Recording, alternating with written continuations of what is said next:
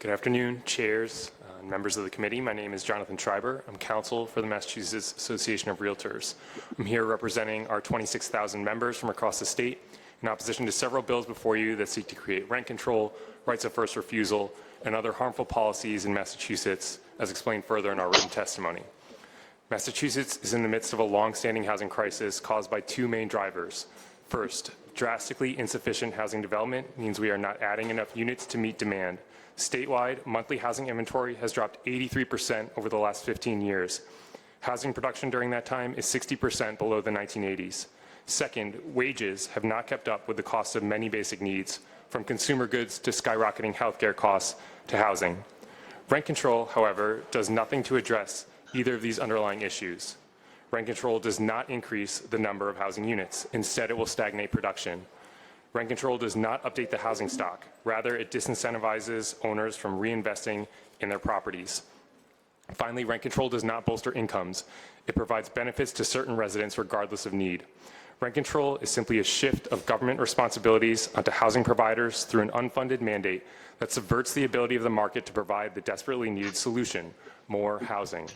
It is also a shift of power to municipalities, many of which have spent decades creating local policies, making it more expensive and difficult to build multifamily housing.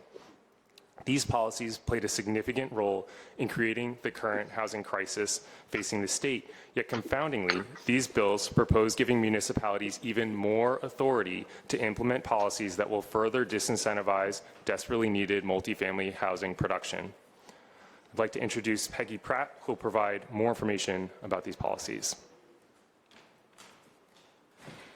Good afternoon, everyone. My name is Peggy Pratt. I'm a realtor with Century 21 Northeast, practicing mostly in the communities of East Boston, Chelsea, Revere, and Lynn. But before I speak about solutions, I just want to tell you a little bit more about myself and where I come from. I'm from Boston, Massachusetts, born and raised. I am Hispanic, and I did grow up on Section 8, as well as my entire family. We all grew up on the same street, and one by one, everybody bought their multifamily house and left, and I followed suit. For many in my community, multifamily properties provide an incredible opportunity to break a cycle of poverty, create familial wealth, and access the American dream of home ownership. Rent control will hurt people like me and people that I serve in my community. It will limit a key means for many in my community to build wealth for themselves and their families. And my community is mirrored across the state, where nearly half of all rental properties, often older and smaller buildings with lower rents, are owned by so-called small property owners. In many cases, these community members live in or near the buildings. Their tenants are their neighbors and are treated accordingly. Smaller landlords account for a disproportionate number of the affordable housing market, and their eviction rates are 1/2 to 1/3 of the large individuals that are owners as well. At the same time, smaller landlords operate on thin margins and with shallow reserves.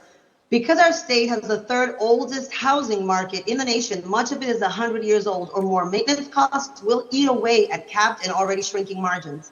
If passed, I fear multifamily homeownership will no longer be a means to a better community, and tenants will face either lesser living conditions and increased risk of mold, property damage, or fire, or increased rents as small landlords give way to large conglomerates. And I tell you all of this to highlight my experience working with two important solutions that, unlike rent control, will help balance rents and help those who need assistance. First of all, we need to make it easier and less expensive to build apartments in Massachusetts. When an area has an adequate supply of housing units, competition for tenants drives down rents. Additionally, when there are enough units in supply, it increases the vacancy rent, which means tenants facing unreasonable or unaffordable rent increases will have options to where they want to live in the community. Second, we must bolster our rental voucher programs for low-income individuals. These programs, unlike rent control, assist those families and individuals that really are in need. It is also important to note that because the vouchers pay a market rent, property owners, as myself, are able to reinvest in their units and provide homes that are in good condition. Thank you for the opportunity to testify today, and I hope that my experience is helpful to this committee. Thank you. Thank you very much.